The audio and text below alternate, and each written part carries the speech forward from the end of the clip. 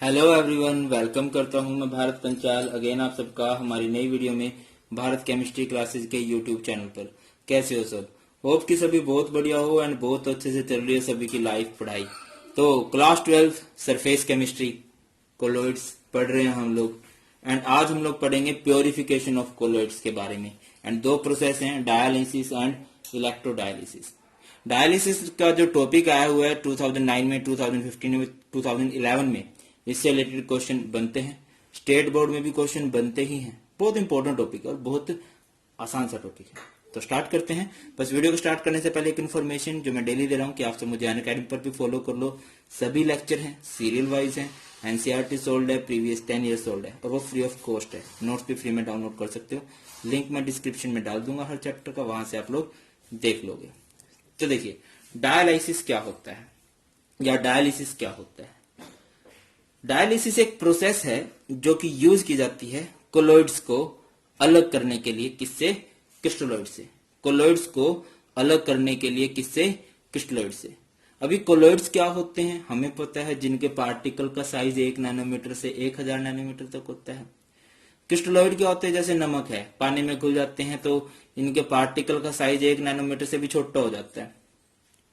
तो किसी तरह से ऐसा हो चुका है कि कोलोइड्स और क्रिस्टलोइड मिक्स हो चुके हैं, तो उनको अलग करने के लिए जो प्रोसेस यूज की जाएगी उस प्रोसेस को ही हम लोग क्या करेंगे?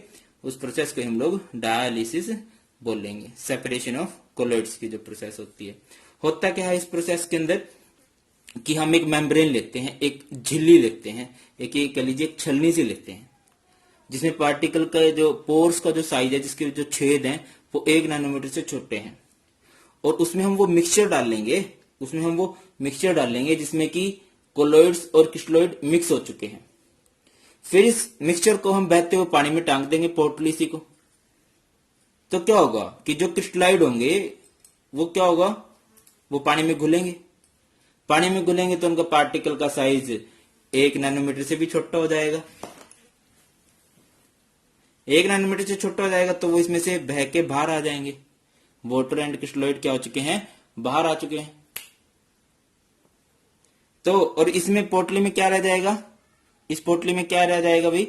सिर्फ वो आपको कोलोइड रह जाएगा। मान लो शहद और नमक मिक्स हो गए तो उनको आप इस तरह से आसानी से अलग कर सकते हो।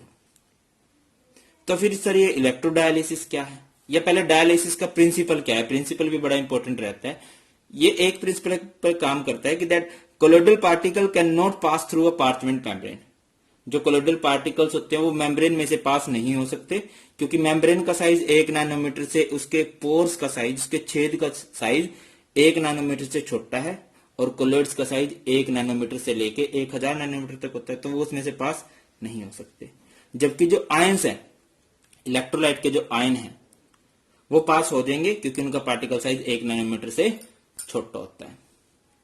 अभी देखो, ये जो डायलिसिस प्रोसेस होती है ना, ये बड़ी स्लो होती है, बहुत आराम आराम से होता है। ये घुलेंगे, फिर धीरे धीरे बाहर आएंगे, ये पानी के साथ बाहर आते रहते हैं।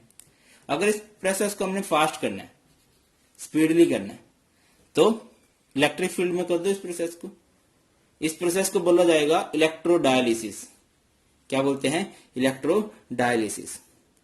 होता क्या है कि डायलिसिस एक स्लो प्रोसेस होती है, उसकी स्पीड को बढ़ाने के लिए ही हम क्या कर देंगे? उसको इलेक्ट्रिक फील्ड लगाएंगे। देखिए, सेटअप बिल्कुल सेम है। मान लो कि नमक है, नमक घुला हुआ है, नमक के जो आयंस है वो बाहर आएंगे।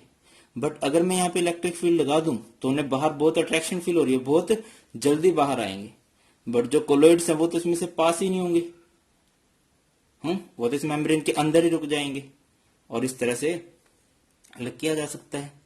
इन दोनों में से ये प्रोसेस ज्यादा फास्ट है। लिखेंगे किस तरह से? The ordinary process of dialysis is slow.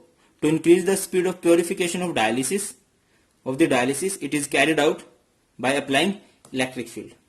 कि भैया डायलिसिस जो प्रोसेस होती है बहुत स्लो होती है, उसकी स्पीड को बढ़ाने के लिए ही उसको हम इलेक्ट्रिक फील्ड में कर देते हैं, एंड उसे हम बोलते हैं इलेक्ट्रोडायलिसिस। अगली बात कि सर कुछ एप्लीकेशन है इसकी हमारी बॉडी में। कुछ ऐसा है, हमारी बॉडी में जो किडनी होती है, किडनी ब्लड को प्योरीफाई करती है। एक आपको पता होगा, ब्लड जो है वो एक कोलोइड है, एंड वो ब्लड को प्योरीफाई करती रहती है। जो भी एक्सेस आयंस होते हैं उनको रिमूव करती रहती है, जो इम्प्योरिटीज होती हैं, जो वेस्ट होती हैं, उनको रिमूव करती रहती है। तो एक टाइम ऐसा आ जाता है कि किडनी फेल हो जाती है ना। सुना होगा कि भाई हाँ किडनी फेल होगी, किडनी लगवाते हैं, ठीक है, किडनी का ऑपरेशन होता है। बाकी आर्टिफिशियल किडनी मशीन भी चली हुई है जिनको सिंपली डायलाइजर बोला जाता है। ये डायलाइजर क्या करते हैं, ये आर्टिफिशियल होती हैं, डायलिसिस वाला इनका भी काम है, ये भी ब्लड को प्योरीफाई करने का काम ही करती हैं। और कोई एग्जांपल, HCl को आप अलग कर सकते हो फेरिक हाइड्रोक्साइड सोल से। फेरिक हाइड्रोक्साइड सोल एक कोलोइड है और HCl एक क्रिस्टलोइड है, तो आप आसानी से अलग कर सकते हो with the help of dialysis या with the help of electrodialysis. Okay है, तो ये था सिंपल सा डायलिसिस एंड इलेक्ट्रोडायलिसिस, बहुत इंपॉर्टेंट है। कुछ भी डाउट्स हो कमेंट सेक्शन में बताओ। एक रिक्वेस्ट आप सभी बच्चों से, सिर्फ एक रिक्वेस्ट है, शेयर कर देना, जितनी ज्यादा हो सके अपने सभी फ्रेंड्स के साथ शेयर कर दीजिए। Thank you so much for watching. जय हिंद।